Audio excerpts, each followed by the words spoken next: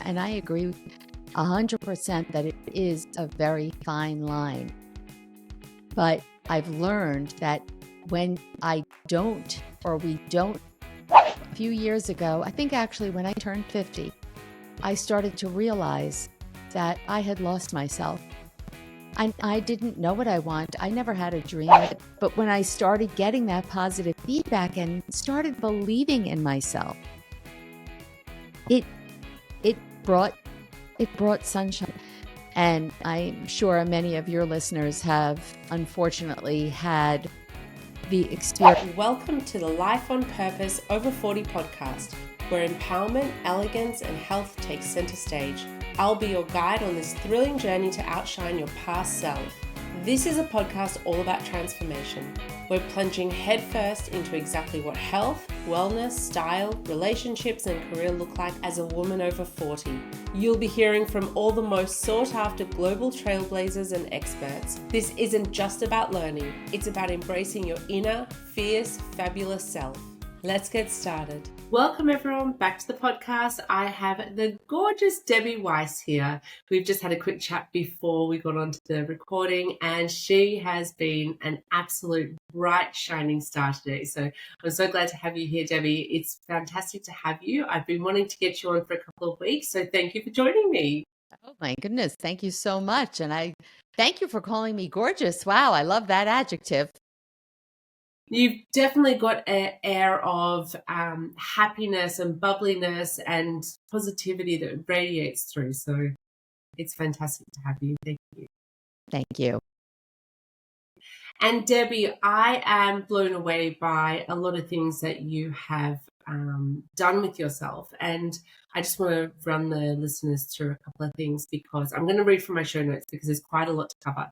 So you are a speaker, you're a coach, you also manage an insurance agency, you also have an e-commerce store, you've also written 2 books, and on top of all of that, you have you're a mother and you've also been a family caregiver, and I believe that you lost your husband not that long ago as well. Correct. How on earth do you cover everything? You are amazing. While women at your age are looking at settling down and taking it easy and putting on their little knitted socks and sitting with a cup of tea, you're out there getting everything done. So you're definitely an inspiration to everyone. Thank you so much. You know, you never know what life is going to throw your way. And I have been a family caregiver for over 40 years. It started when my dad had a massive stroke when he was 45 and I was only 17, and he survived. And I became his caregiver for the next 30 years. And had, as we discussed beforehand, I had my children at 37 and 39, and my oldest one at 2 was diagnosed on the autistic spectrum, and then later on with depression and anxiety, and then my husband had mental and physical illness. And, you know, for so long, it was about everybody else except for me. So all those things that you've mentioned have really been things that I've done recently when I realized that I have the right to have a life of my own. Not that I regret and taking care of everybody else. And you know, like you said, my husband passed away about 10 months ago. My dad passed away years ago. So, you know, now it's just me and my 2 boys. But it doesn't have to be with the exclusion of yourself. You can take care of others, but we still need to make ourselves a priority, because I don't want to get to the end of my life looking back and saying, what happened? Where did the time go? And I never did what I wanted to do. Yeah, it's interesting because I know a couple of women that are very, very selfish.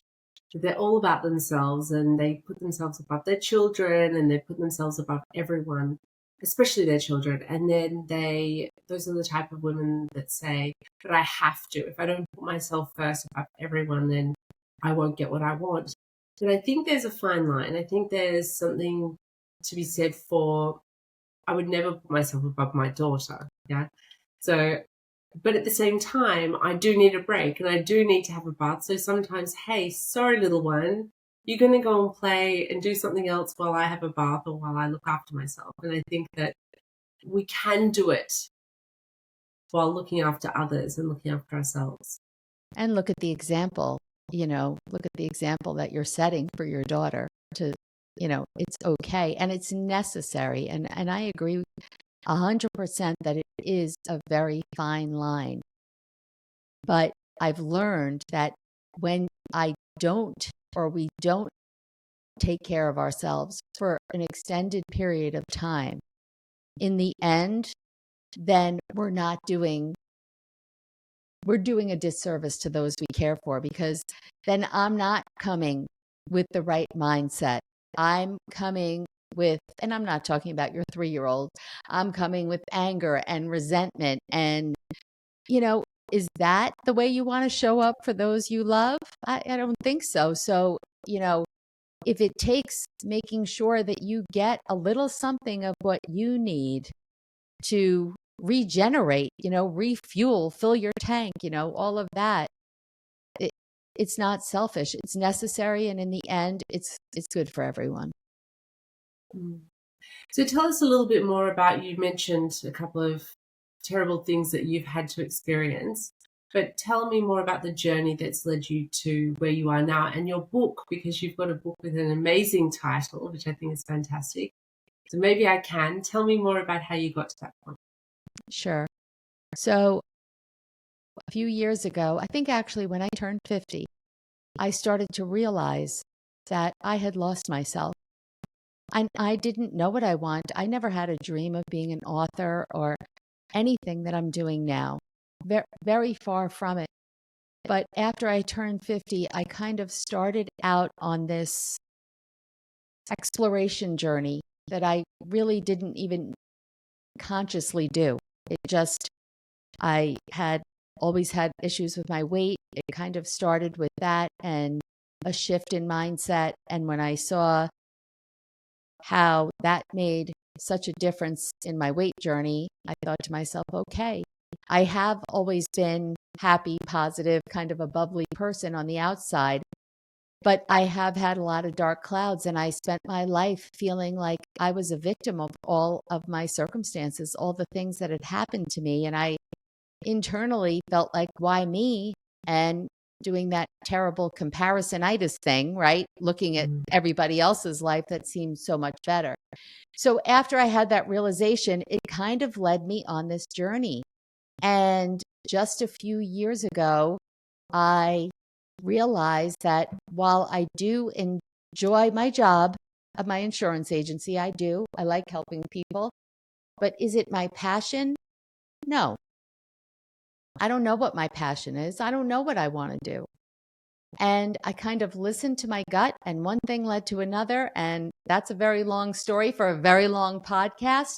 But eventually people would always be saying, I do have so many stories, and they'd say, you need to write a book. You need to write a book. And I would just, oh yeah. And never really thinking about writing a book, because I went to school for accounting. I was an accountant for 10 years, and now I've been an insurance agent for 30 years. Nowhere in there does it say anything about writing. Writing was nothing that I ever enjoyed and ever dreamt of doing. But I heard a woman being interviewed on a podcast, and she helped first-time authors get their stories out there. And there was something about her that really spoke to me.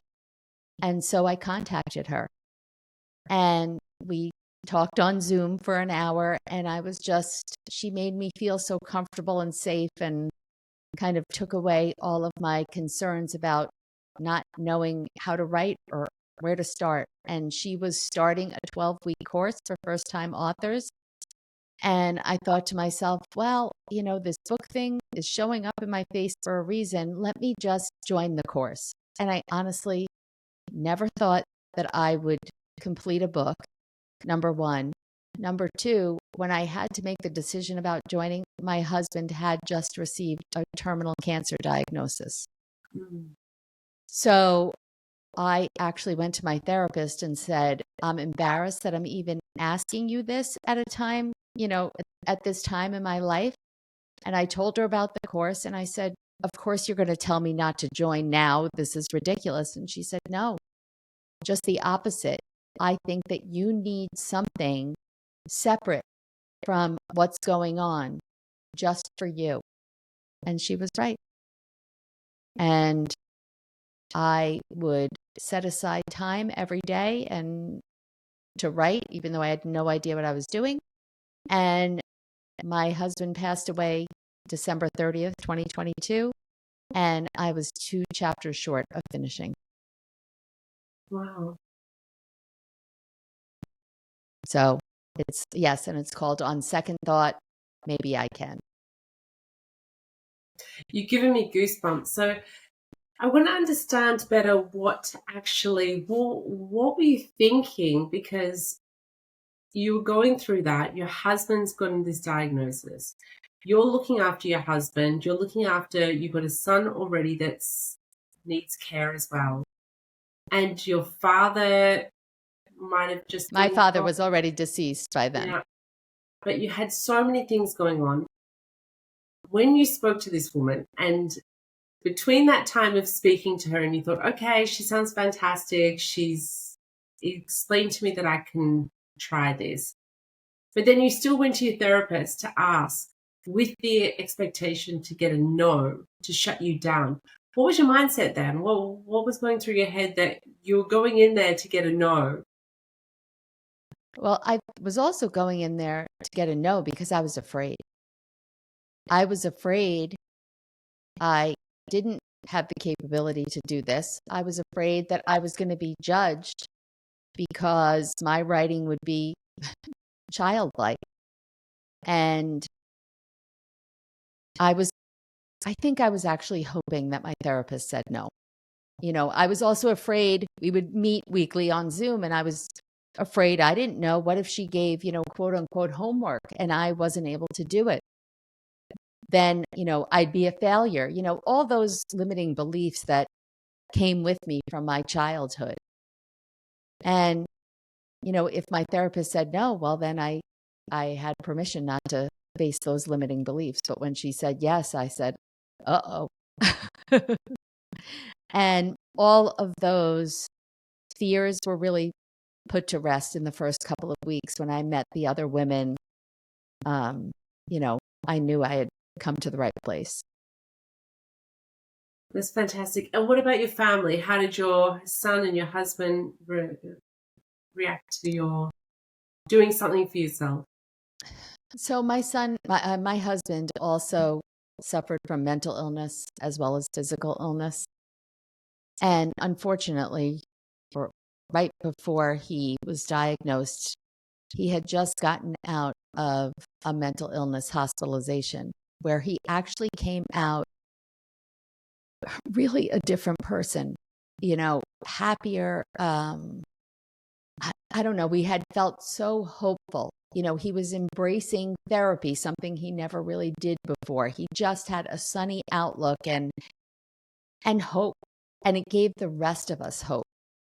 And then the fact that 6 weeks or less later, he received this diagnosis was just so incredibly cruel, to all of us for so many reasons.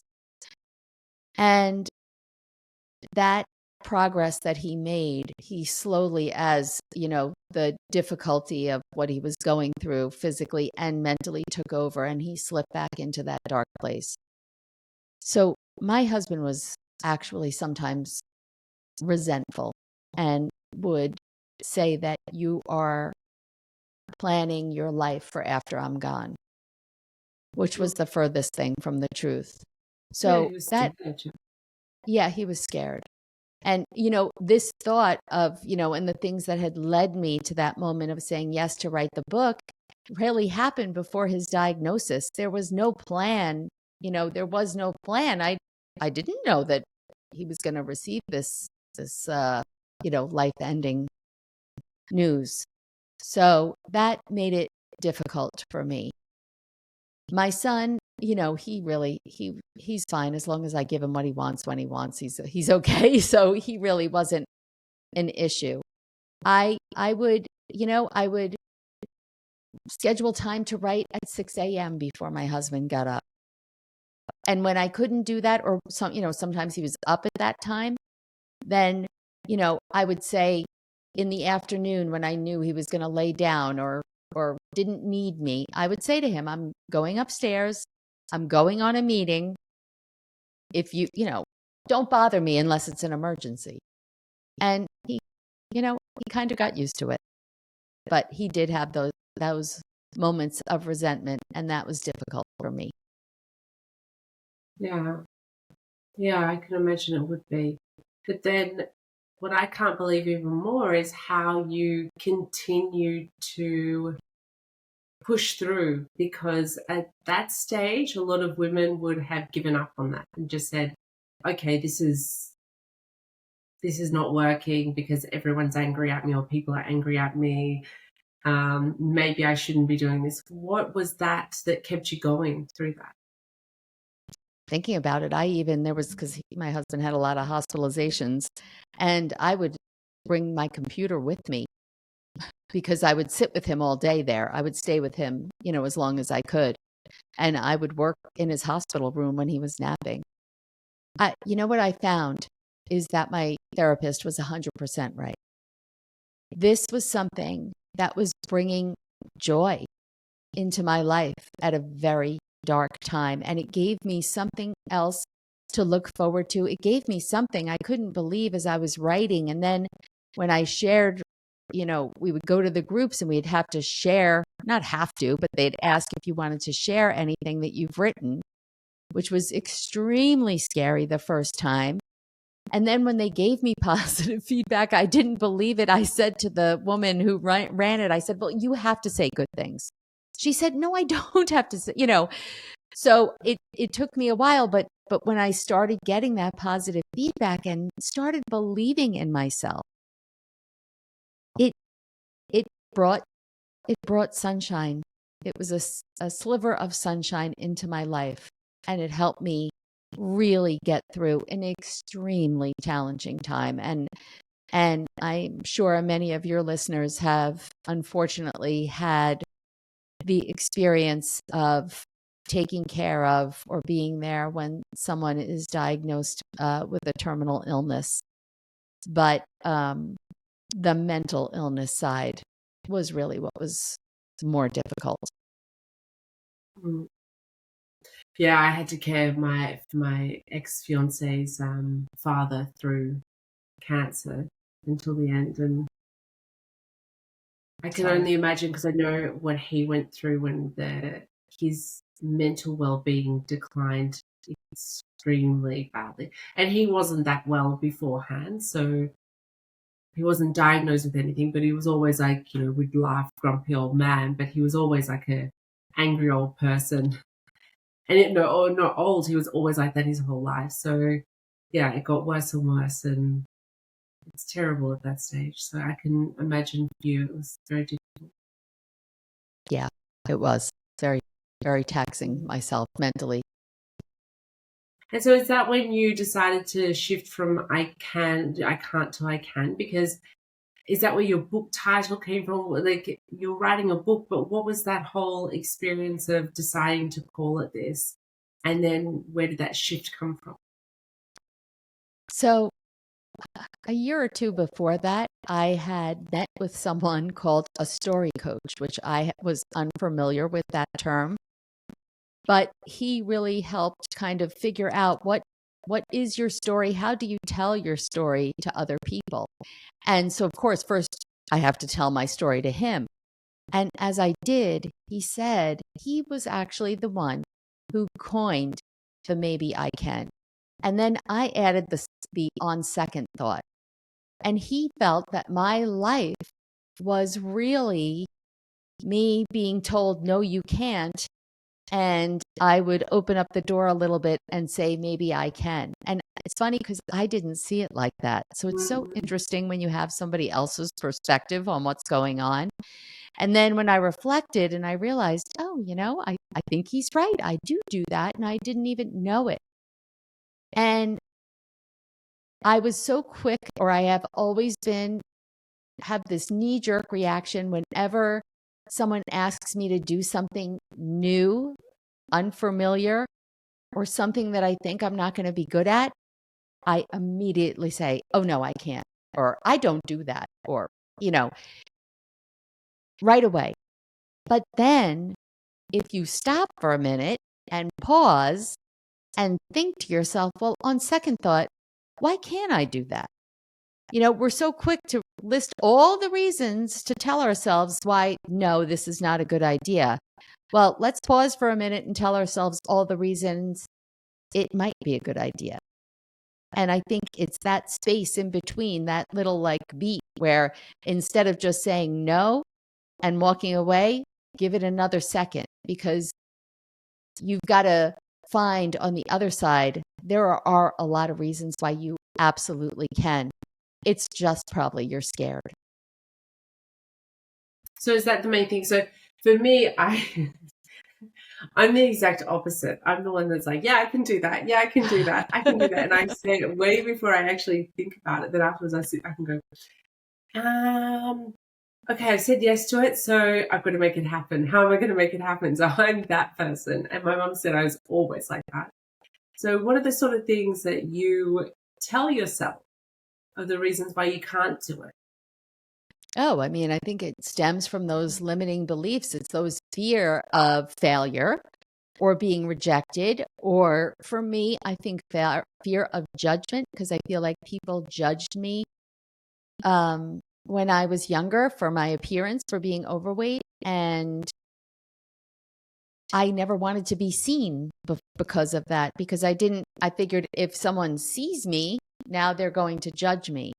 And so anything to put myself out there where I might look foolish, fail, I just wasn't doing it. And you said that you had weight issues, Mm-hmm. and then you had a mindset change, and then you changed that. What was that experience? Yeah. So like I said, right around 50, my whole life I had gained and lost thousands of pounds, probably, if I add it all up. And I was always, had that perfectionist mindset. Either I'm on the diet, I'm off the diet. I have a strict goal, I have to lose 25 pounds in 3 months. And if I didn't hit that, this is a failure, right? There was no gray area.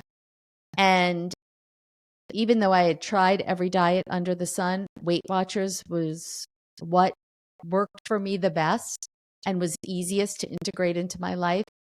So at 50 plus, I needed to lose over 100 pounds. And I went back to Weight Watchers for the umpteenth time. But this time I said, the only goal that I have is attending a weekly meeting. That's it. It has nothing to do with the number on the scale. It has nothing to do with a time frame or how I'm going to, Weight Watchers, you track your food and there's points involved. I'm not paying attention to any of that. And that's what I did until I got consistent and I found a group. Again, this is a while ago, so it was way pre-COVID. I found a group that really resonated with me and was a time that fit into my schedule. And then it became a part of my routine. And I really didn't lose a lot of weight, maybe a couple pounds, which is nothing when you have to lose 100. And once I got that down, I added something else. Okay, now I am going to pay attention to what I eat and track my food 50% of the time. And I just slowly built from there. I had no expectation of how long anything was going to take. Probably, and I really need to look at this, it probably took me 3 years to lose 90 pounds. There were ups, there were downs, there was, but the thing was, I didn't let that derail me completely. And in the past, I always had, because I was on, I was off, I was good, I was bad. And I had realized at that stage, guess what? I'm never getting off this. This is really, and my kids still make fun of me today, this is a lifestyle. They would say, is that on your diet? And I'd say, I'm not on a diet. It's a lifestyle, right? I mean, now it's a common term, but when I was throwing it around, it really wasn't. And they would make fun of me. But you know what? No, it's okay that I have a cookie. Is it okay that I sit here with a box of cookies day after day? No, that's not okay, you know. And I never hit the 100 pounds, and that's okay.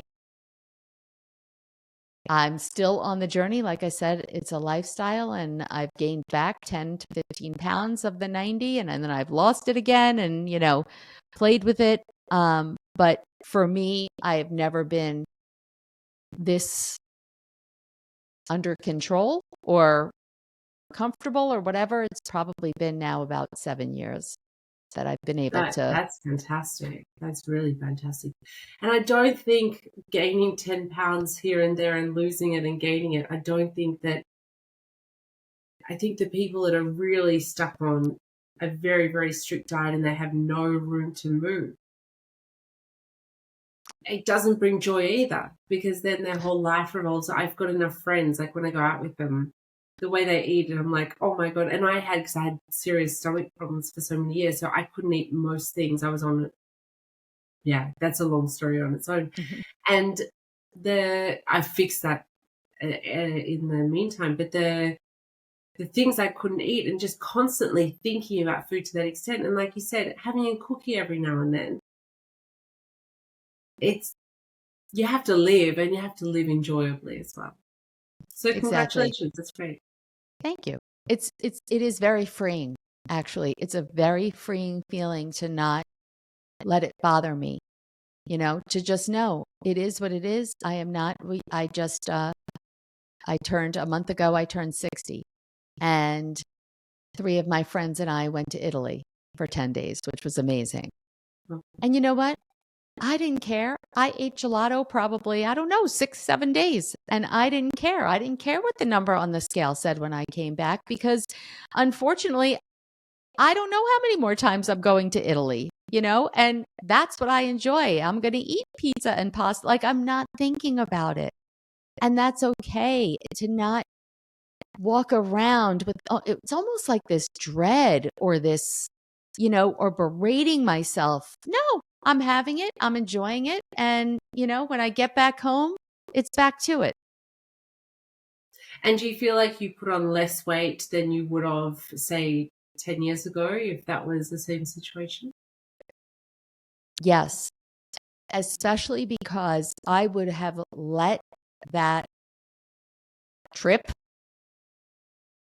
then make its way into the rest of my life. So I might have said, oh, well, I'm going to Italy in 2 weeks anyway. So does it really matter what I do leading up to the trip? And then on the backside, the same thing as well. You know, once you get used to a certain way of eating, then it's almost like by the end of the trip, you can't wait to kind of get back to that. You know, you're done now and you're ready. I was in Italy as well a few months ago, and I had the same thing, because I haven't eaten, because of my stomach. I haven't eaten pastas and wheat that often, even the last couple of years, even though now I can eat more of it. And I was eating the gelato and the ice, the pastas, and I got back going, okay, I want to get back to some fresh fruit and veggies and some grilled fish. Yeah. But that's you okay. Can't miss out on the gelato. Exactly. That, like you said, that's living. That's what living is. It's just that moderation. But going back to what we talked about in the beginning, it was all a shift in mindset, because Weight Watchers didn't change their program. You know, they changed it a little bit here and there, but they didn't change their program. The only thing that changed was my approach and how I was thinking about it. And it made all the difference. So, you know, that was spurring me on to realize, well, if it worked there, why can't I apply the same concept to the rest of my life? Because I was at a point where I was really not very happy with my life, even though you wouldn't have known it. And I don't think that I really thought about how unhappy I was on so many levels. So what else? So this is like a control. This is about controlling your life and controlling situations around you. So what was it that changed in your life as well around that time? Well, what wound up changing was me, and thinking about things differently, and realizing that I'm not a victim. I have a responsibility a couple of years ago, I was introduced to this simple formula called E+R equals O. It's from the book, Jack Canfield's book, The Success Principles. And it means event plus response equals outcome. So, I didn't think about the R. I thought if there was an event, right, something happening to me or to my loved one, the outcome was predetermined, like they equaled the same thing. However, I might not be able to change the event, right? Oftentimes we can't change the event. However, I can change how I respond to the event. And that in turn can then change the outcome. Kind of realizing that, hey, I have to take responsibility for my life. All these things didn't happen. People say it didn't happen to me, it happened for me. It takes a while to maybe get there, but just being able to say, okay, this happened. So that doesn't mean that I cannot still take control of my life, regardless of what the circumstances are, because we all have circumstances. If you think about so many different successful people, think about Oprah and the circumstances that she had. Wouldn't it be so easy to say, forget it? There's not a chance that I can make anything of myself. And I am absolutely sure that there's millions of people who do think just that. So it is all about what you tell yourself. Yeah, it's so true. I think that I've had a realization in the last sort of 6 months, the same sort of thing. And pieces have fallen together of, it's a really nice way to say it, the response, event plus response equals outcome. And I think that while certain situations, certain events happen to us, we can look at things differently. And I think your husband saying that you're moving on with your life, I think that's a good example of your response to that is not trying to move on, but, I've got to still live my life as well. Exactly. I've got to have a little something for myself. There's nothing wrong with that. We all deserve that. Yeah, fantastic. And how's your life changed daily? So what's the situation that you've been in for the last couple of years? Oh my goodness, it's changed tremendously.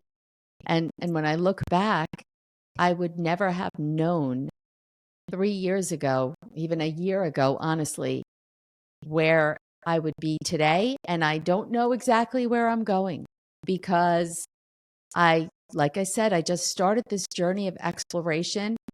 And now my life is completely different. And I have to say, there is a gift in everything. When my husband was ill, for that 6-month period of time, and really a little bit before that, I was forced to change my work habits with my insurance agency. And I'm very lucky to have an amazing team of women who are there for me and there for our customers. They don't need me.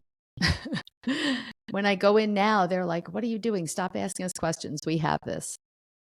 And I was so, again, in my mind, I was the boss, but I was restricting my own freedom because I was scared, I think. I was afraid, I don't want them to think that I'm deserting them. I don't know what I thought, but I set strict rules to myself. And then when Gary, my husband, got ill, I didn't have a choice. And so I had to step back. And I barely went into the office. And I have a computer at home to go online, and I did very little. And I think that empowered them instead of kind of me micromanaging everything, which who wants to have that over your head every day? That empowered them. And then that empowered me to take a look at what I can do on a daily basis. And so now, since my husband's passed away, I've kind of still stuck to the same routine in that I am working more on my own projects outside of my insurance agency while they run everything. And again, I know what's going on and I've got my hand in it, but not on a regular basis. So now instead, my days are filled of things that bring me joy, like talking to you on this podcast. It's amazing. And so every day when I wake up now, it's more of this excitement of what is my day going to bring to me today versus, I don't want to say drudgery, because I didn't really feel like drudgery going to my office every day and doing that work. But it was just it's a very different feeling. It's now each day, it's like a little spark of excitement that I didn't have before. Yeah, it's funny because we all make this, there's this worldwide joke about the accountant and the type of person that an accountant is. And oh yeah, one of my best friends is an accountant, so I'm not going to say anything because I know that there's not a lot of truth to that. There are certain people like that. But it makes me laugh because it makes me think that you were living that life as an accountant for all those years. But actually, you've got this ray of sunshine inside you that's completely different from that typical, what we call an accountant type of personality. Exactly. It was always such a joke especially when I was practicing for 10 years. It was like, oh my gosh, I don't want to tell anybody I'm an accountant because right away they're going to think that I'm, a person who doesn't smile, is serious, and I don't know, no sense of humor. And it's very different from who I am. Yeah. And now, especially now you actually get to shine and show off that side of you. So it's great. Fantastic. Yeah. So, Debbie, I've got a couple of last questions for you. I ask all of my guests this before we finish up. I want to know 3 things that women should take action on immediately that will help them either with happiness or to live a more purposeful life. It can be anything. So, I would say try something new and try something that you're afraid of. Get out of your comfort zone. I don't know if that's 1, 2. I think it's really one thing combined, but stepping out of your comfort zone for sure. Trying new modalities. That's something that really helped open my eyes to things that I said, no, I don't meditate. I don't journal. I don't, I can't. Those all came beforehand. And each one of those things has really changed my life. And 3, give yourself permission. You deserve to have the life that you want while still taking care of others. I love it. Fantastic. And Debbie, I want you to let everyone know about your podcast because you also have a podcast. So let everyone know about your podcast. Thank you. Yes, I do. It's the Maybe I Can podcast, and I started it back in May. And right now I am actually doing 5-day-a-week little morning inspirational 2 to 3 minute podcasts because I found that one of the habits that I started was in the morning reading like a little, I don't even want to say a chapter, 5 minutes of something that I find inspiring or just kind of to put me in the right mindset for the day. So I decided to do that on the podcast. I love it. Fantastic. And you also have some freebie that you give away as well? I do. Yes. Awesome. On my website, which is DebbieRWeiss.com. The R is important because there's a lot of other Debbie Weisses out there. I have, oh gosh, I don't know, maybe 4 free things on there. You can get the first couple of chapters on my book for free. I have a download about finding time for self-care, which is very important. And we used to all say we don't have time, but we can all find the time regardless of what's going on in your life. I have an inner power workbook, kind of tapping into that inner power we all have that we might not know we have or remember that we have. So some steps to kind of set you on that way. And the last thing are some journal prompts. It's called Morning Sprinkle of Goodness. Oh, wonderful. And Debbie, I'm going to put all of your information in our show notes. So if anyone listening wants to or watching wants to get your information, in the show notes is the links for everything. And I have to thank you so much. You have been wonderful. You're an inspiration, and it's so good to speak to you because I think you really open everyone's eyes to what's possible, no matter how you're feeling. That's right. Well, thank you so much. It's been an absolute pleasure. Thanks, Debbie, and thanks everyone for watching. Until next time, bye.